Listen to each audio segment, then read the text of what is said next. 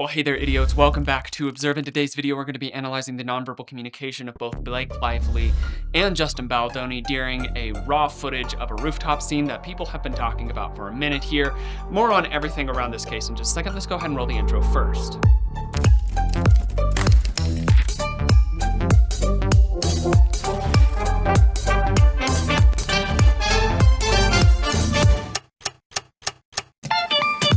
Alright, so there has been a pretty substantial update in the Lively and Baldoni legal battle. As of June 9th, Judge Louis J. Lyman has dismissed 3 of the 7 claims that Baldoni has presented against Lively. The 2 have been locked in a far too public feud since December of 2024, and the dispute continues to relentlessly unfold before our very eyes. After countless narrative and accusation adjustments, inflammatory statements, and curious public behaviors, the judge has made the decision to drop the extortion and defamatory portions of Baldoni's suit at this point. He summarized the dropped claims in 2 parts. First, that Lively, helped by actor Ryan Reynolds, her husband, and publicist Leslie Sloan, threatened to refuse to promote the film, which Baldoni directed, and to attack him in the press if she didn't get control of the credit. And second, that Lively, Sloan, Reynolds, and the New York Times spread a false narrative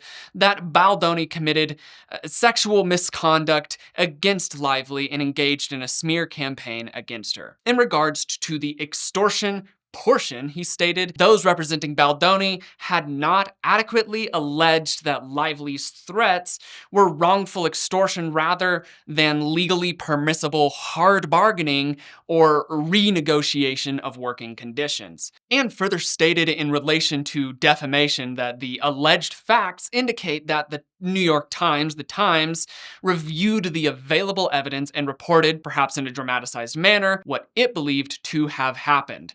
The Times had no obvious motive to favor Lively's version of events. Lively's team took this movement and presented it publicly as a total victory and a complete vindication for Blake Lively, along with those that Justin Baldoni and the Wayfarer parties dragged into their retaliatory lawsuit, including Ryan Reynolds, Leslie Sloan, and the New York Times itself. Continuing to say, as we have said from day one, this $400 million lawsuit was a sham, and the court saw right through it. We look forward to the next round, which is seeking attorney fees, treble damages, and punitive damages against Baldoni, Sarowitz, Nathan, and the other Wayfarer parties who perpetrated this abusive litigation.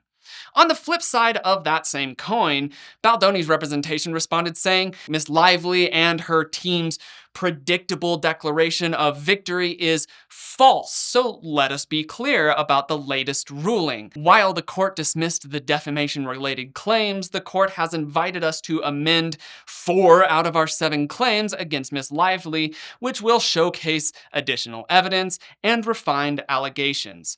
This case is about false accusations of sexual harassment and retaliation and a non-existent smear campaign, which Miss Lively's own team conveniently describes as untraceable because they cannot prove what never happened.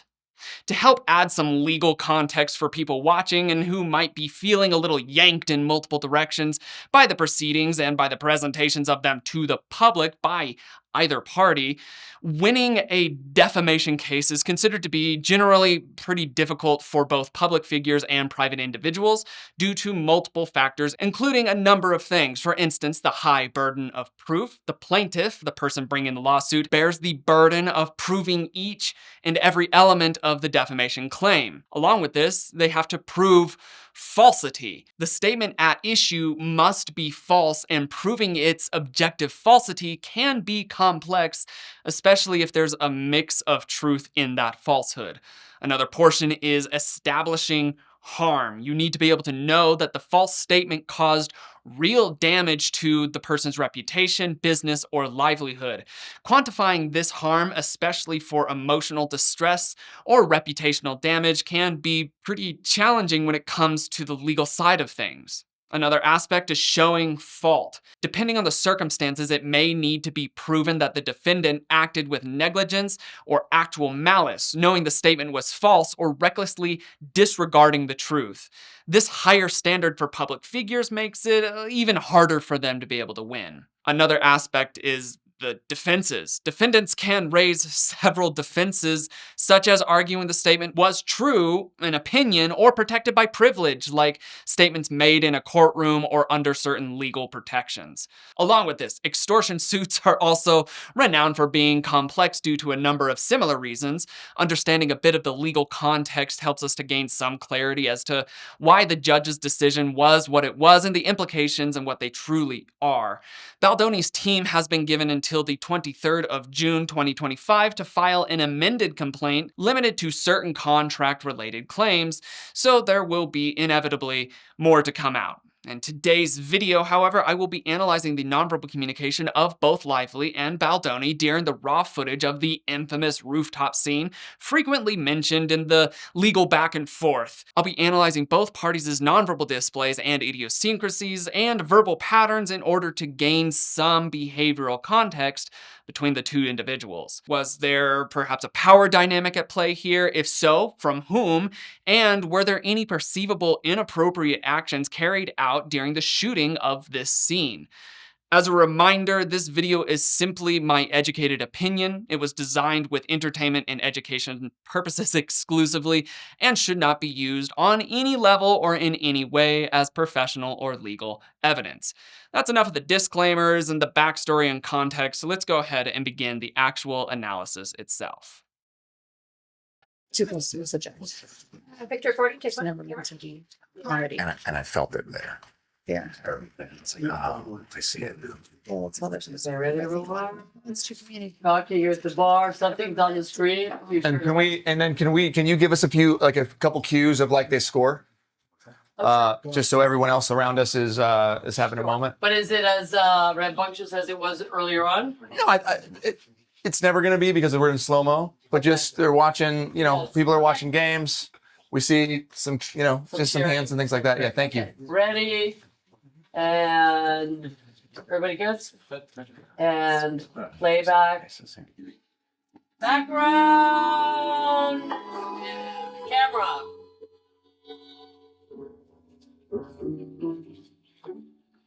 I may not always love you, On the mark.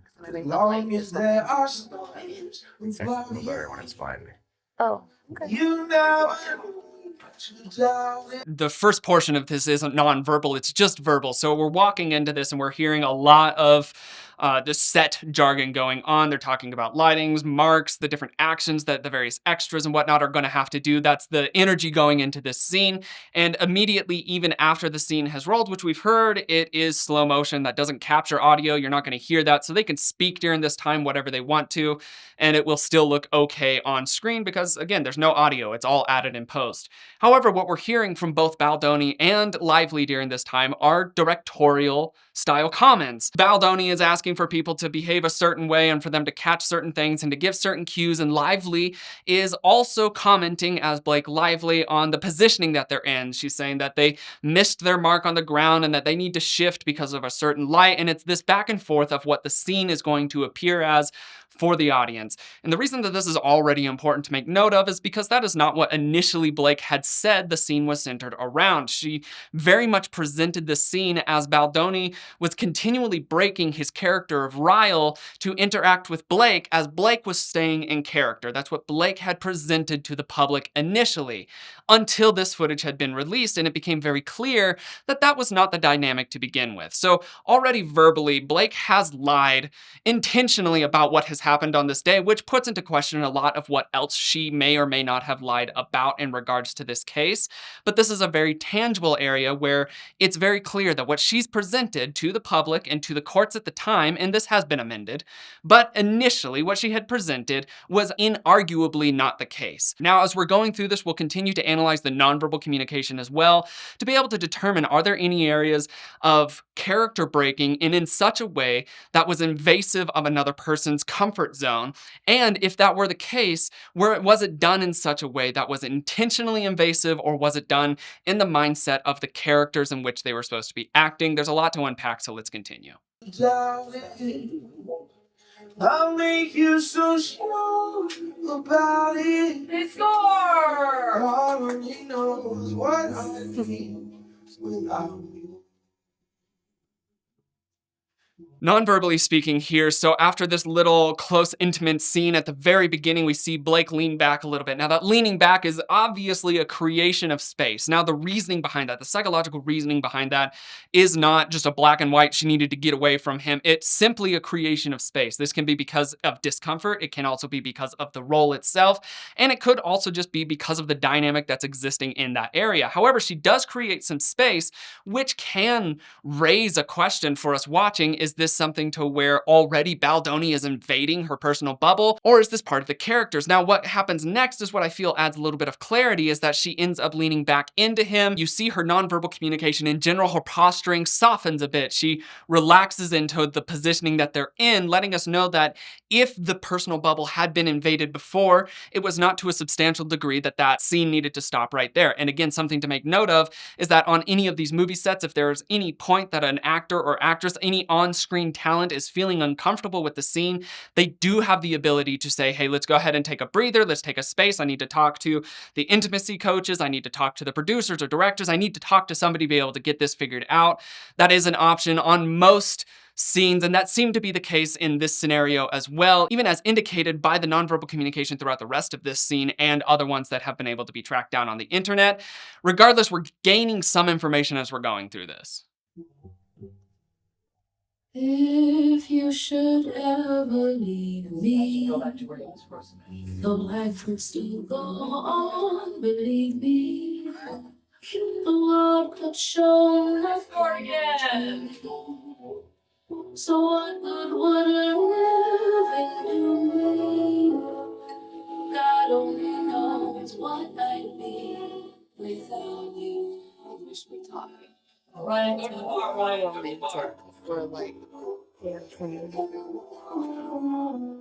So during this, non-verbally speaking, we're seeing an ebb and flow. There's a leaning into and a pulling back from, and the reason that this is difficult to be able to parse out for what's real life and what's not is because this is also what the characters themselves during the storyline are supposed to be experiencing.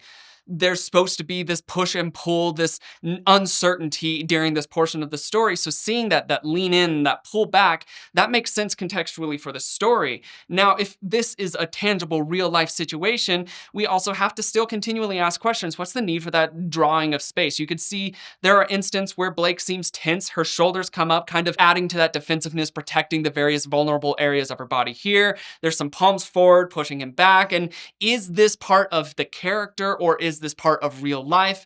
And it's difficult to say. After that, there's also a spin out, and that spin out is obviously centered around their dancing, but also it creates even more space as well. So what's this space existing in here? Is this their characters? Is this not? Now, what I do want to make note of is that when Blake does come back into this embrace that they're in while slow dancing like this, she starts again, she breaks character and starts again to add more directorial notes to the scene.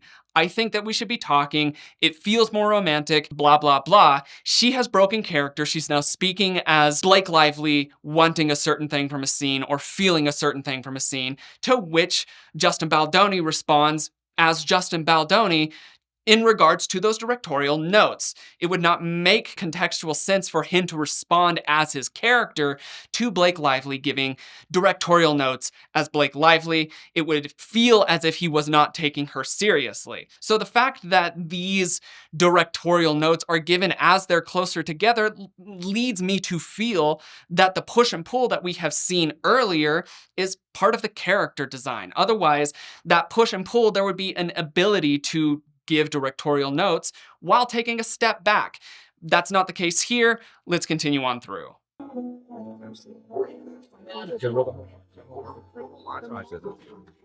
you give them the thing that they want to see. You know what I mean?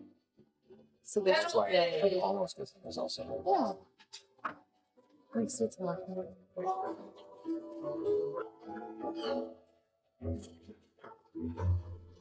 Oh, watch out, watch out. Score again. Oh, this person's drinking their. I think this person is drinking ours. You can let it in if you want. Yeah.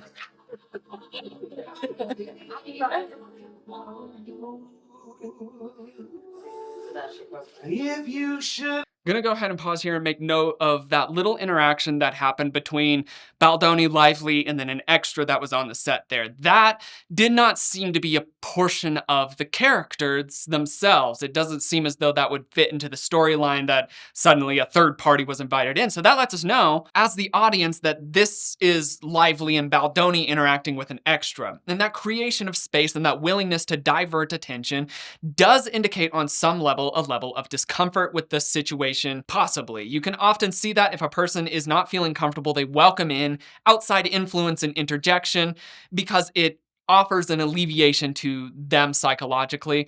And this can be for any number of reasons. However, the fact that it does break character in there to do so lets me know that perhaps there was some level of discomfort here, but not necessarily enough to be able to raise enough red flags or to reach threshold of I need to bring this to a third party or involve somebody else in this situation where I'm feeling uncomfortable.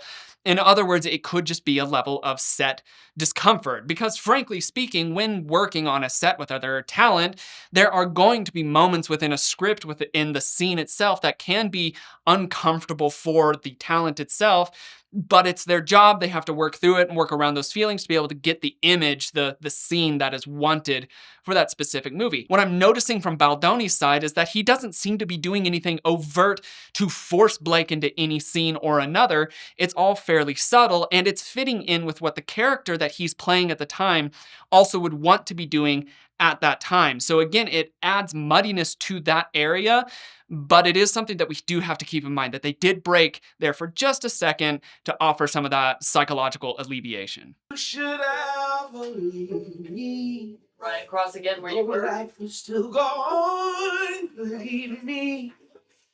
The world could show nothing to me. So what good would living do me? God only knows what I feel.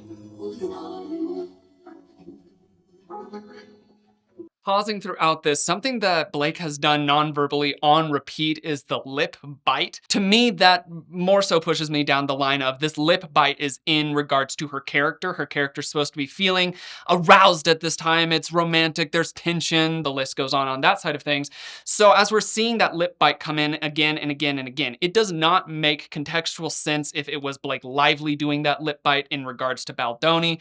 It does make sense as her character in regards to his character. So that's something that I wanted to make note of. That has popped up on multiple occasions here. I don't believe that it has anything to do with the authenticity of to what they're actually feeling as individuals and not their characters themselves. Just wanted to make note of that as we're going. Oh, God only knows what I'd be without you. God only knows. God only knows. Can we do a score? Can we do a score? Couple scores? While we're yeah, great. Oh, Talk to me. God only knows what I feel. No, wait, it's more romantic. She's saying, like, We have no what issue talking most of the time. Yeah, you're like, what are they saying? No, it's not emotion. You're never gonna find out. God only knows. And they win! Oh my gosh, we don't shut up. And Emily and I have we have these moments where Staring, you just stare. literally we've done it for like 5 minutes. it's like I think you would find it terrifying. We just literally do each other and like I'm time a sociopath. and like, time stops. Yeah. But like it's Mhm. that's just how it's been for us from the beginning. No, we're like, oh my gosh. And they score again. Yeah. No. It's like, oh my god, I forgot to tell you something else. No, I think that's cute. You guys are really cute. I think it's more than cute. They won the Stanley Cup. I think it's amazing. Thanks. Yeah. Again, throughout this, what we're noticing as we watch through this scene is we're picking up on the job of acting as opposed to the people behind them. Blake and Justin are talking as individuals. They're talking about their personal lives, they're talking about personal things, and they're doing so in a way that is connected. However, they're also doing their jobs at the same time, which is to play these two characters who are romantically involved or interested in each other at this point in the storyline. So we're hearing this talk about Justin's personal relationship and Blake's personal relationship, and they're laughing and interacting and going back and forth. And again, this flies in the face of what Blake had presented the scene to be, as Baldoni, according to what she had stated, is that Baldoni was regularly breaking character to make inappropriate advances towards her while on set and using the facility of the set as an aid to allow him to do inappropriate things. As we're watching the raw footage, you can see very clearly that is not the case in this situation, even down to the moments of when they're getting much more close and intimate towards each other. You see suddenly that Baldoni breaks and he wants to have some directorial cues go on around in the room. His mind is still on that, but he does say, sorry, I got a little lost in the moment there. And she says, that's okay, it's romantic and blah, blah, blah. So again, we're hearing this dialogue which does not line up with the nonverbals centered around it, because again, the nonverbals are part of their job. Their dialogue right now is them, but as us watching, as the audience, we have to keep in mind what that means, is that they are both in director mode in this area. It's something that they are both working collaboratively on to create the scene that they are in. And then let's just do one almost like super close. Can you guys frame up on the Sebastian on you? Yeah. We'll just do like our lips are right next to each other. Yeah, gotcha. But I think it should start talking. Okay. Do you know what I mean? Yeah. Yeah. Because then it, Still rolling. don't give it to them. They want it, don't give it to them. Score. Just Hey. keep restraint. Yeah. Score. Do a little bit of restraint. Ryan, come on back. And the couple by the bar walk towards us, cross. Who is that? No, no, your name, sorry. Ponytail lady. And then Cross this way, Let's cross do this way. Take your day and cross this way.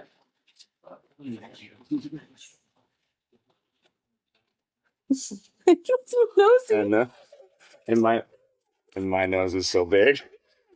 I was hoping we could address this. It's not too late. Just gotta shut down. We gotta call an insurance month and just deal with that. Yeah. And then God. just kidding. No, it's true. That's why we hired Jenny Slate too. Our noses. All right, so we're gonna go ahead and wrap that little scene up there. They do obviously multiple shoots of this. There are more to be able to work through. But there at the end, Blake Lively does decide to make a comment on Baldoni's appearance.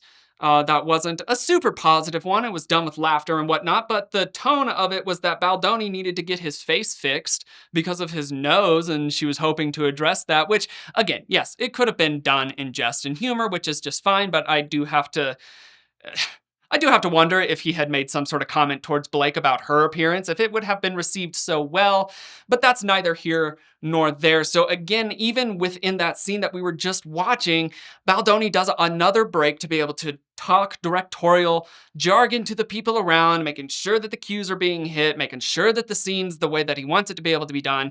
Then he goes back in and Blake responds again as Blake Lively, again adding more coaching directorially to what the scene itself should be presented as. And this is just so far from what Blake had presented to the courts and to the public as to what happened during this scene that I have an overt amount of difficulty believing a single thing that she said without tangible, cold, hard proof and evidence to back it up. Otherwise, we've seen that she's extremely willing to bend the truth or outright lie about it in order to present a narrative that she wants to have presented. So then that brings us around to our case today, and that even with situations like this, where there has been tangible, proven points of outright lying from one party or another, defamation is difficult to bring through. It oftentimes is dropped, and that's why even in cases like the Depp versus Heard case, it's astounding that it didn't get dropped because it's extremely hard to prove with beyond a reasonable doubt that a person was intentionally slandering, intentionally spreading disinformation about a person with the intent of harming them in some way. It's very hard to do because they can immediately claim, oh, that's how I thought it was, that's how I felt about it, etc. Non-verbally speaking, there were no points that pushed us to believe that Baldoni was taking extreme advantage of the situation that would have been outside of the character that he was playing in that role. Along with that, we saw multiple points that Blake was comfortable enough to offer directorial notes to the people around. The only point that I found as suspicious was the point where there was the invitation of a third party to come into that little circle to perhaps alleviate some tension in that area, but that was the one singular point. And here on the channel, and oftentimes just in general in life, it's good to be able to rely on a 3-point system. If there's 1 point, it's just a happening. If there's 2 points, it can be a coincidence. If there's 3 points, you have to start getting suspicious. We didn't get anywhere near that, and we don't have access to the rest of the raw footage. So maybe if we did, there might be some more clarity to be able to be added there. But this fell extremely short of the 3-point system. So that's my little analysis of this rooftop scene that everybody has been talking about for a little bit here. Let me know your thoughts in the comments of this video. Have you been hearing enough of this case, this ongoing litigation that just refuses to stop? And I personally am in that group of people. I don't think that it was the big standing white knight message that either of them really wanted it to be. It just comes across as middle school drama that's being handled very messily on the internet.